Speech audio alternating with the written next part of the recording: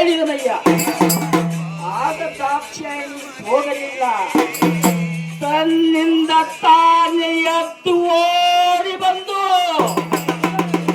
ತನ್ನ ಎಡಗಾಲದಿಂದ ಒತ್ತು ಹೊರಗೆ ಹಾಕಿದನಯ್ಯ. ಆಗ ದಾಕ್ಷಾಯಣನು ಯಜ್ಞ ತುಂಗದಲ್ಲಿ ಯುವತಿ ಬಿಚ್ಚಲು. ಆಗ ಅದೇ ಮಹತ್ಯವನ್ನು ಆ ನಂದಿ ಭುಂಗೇಶ್ವರನ ಹಾರಾದ ಕುಮಾರನು ಆ ಶಂಕರನಿಗೆ ಮುಟ್ಟಲು.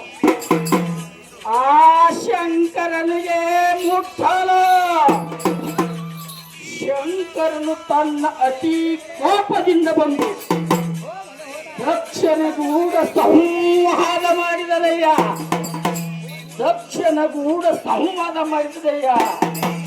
ತನ್ನನ್ನು ಮೀರಿದ ಹೊತ್ತಿಗೆ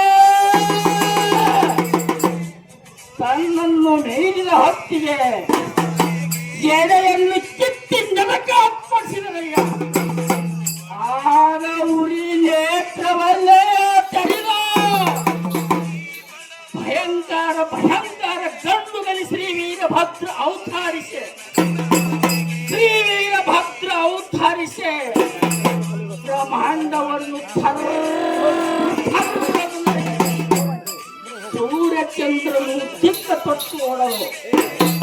ಆ ಚಂದ್ರನ ಹಾಲಿನಿಕ್ಕೆ ಸೂರ್ಯನ ಹಲ್ಲು ಮುರಿದು ನಮೋ ನಮೋ ತಂದೆ ಶಂಕರ, ನಾನು ಹುಟ್ಟುವ ಕಾರಣವೇನು ತಂದೆ? ಹೇ ಪುತ್ರ ವೀರಭದ್ರ,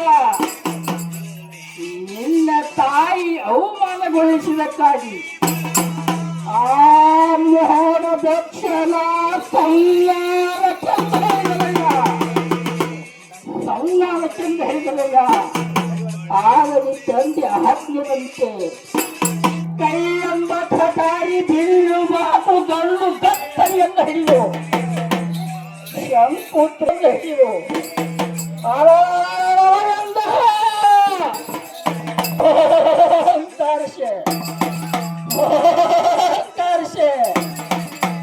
ದಕ್ಷನ ಯಜ್ಞಕ್ಕೆ ಹೊರಟಿದನಯ್ಯ. 66 ಕೋಟಿ ರಾಕ್ಷಸರ ಸಂಹಾರ ಮಾಡಿದನಯ್ಯ. ಅದೇ ಸಮಯದಲ್ಲೇ ಒಂದು ಹನಿ ರಕ್ತಿಗಾಗಿ 100 ದೈತರು ಉತ್ಪನ್ನವಾಗುತ್ತಯ್ಯ.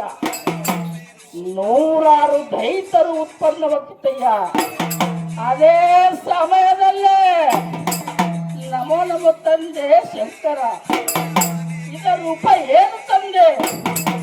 ಹೇ ಪುತ್ರ ವೀರಭದ್ರ,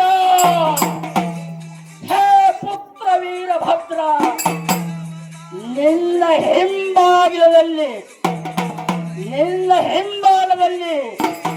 ನಿನ್ನ ತಂಗಿ ಚವನೇಶ್ವರಿ ಬಿಡ್ತೀನಿ ಹೋಗುತ್ತಂದ. ಆಗ ನನ್ನ ತಂದೆ ಶಂಕರನು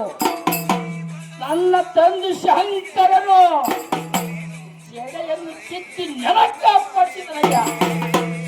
ಆಗ ತಂಗಿ ಚವನೇಶ್ವರಿ